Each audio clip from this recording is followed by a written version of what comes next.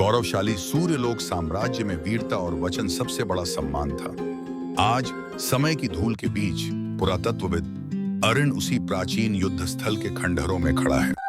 टूटी ढालें, जले पत्थर और तलवारों के धातु के टुकड़ों में अब भी युद्ध की गूंज महसूस होती है।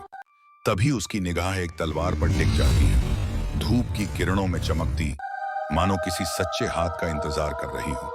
जैसे ही अरिन उसे उठाता है, अचानक फ्लैशबैक खुल जाता है। सूर्यलोक साम्राज्य पर हमला हुआ था। आग, धुआं, चीखें और ढहती दीवारों के बीच आगे बढ़ा है वीर योद्धा देवक। उसके सैनिक थक चुके हैं, दुश्मन बढ़ रहे हैं। देवक घायल होकर भी खड़ा होता है और पुकारता है, जब तक मैं जीवित हूं, सूर्यलोक अंधकार में नहीं डूबेगा। वह अकेला आगे बढ़कर दुश्मनों की भीड़ को रोक देता है। उसकी तलवार सूरज की किरणों में आग की लपटों जैसी चमकती है। हर वार में उसका वचन झलकता है। अंतिम मोड़ आता है।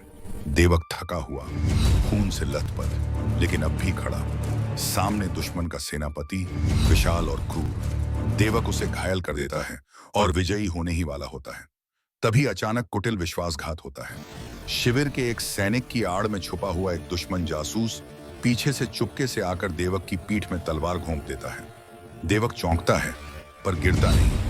दर्द में उसकी आंखें फिर भी शांत रहती हैं। वह धीरे धीरे उसी तलवार को जमीन में गाड़ता है और अंतिम वचन देकर कहता है, जो इस तलवार का सम्मान समझे, वही इसका अधिकारी है। और सूरज की किरण उसके चेहरे पर पड़ते हुए धीमे से मुस्कुराकर गिर जाता है।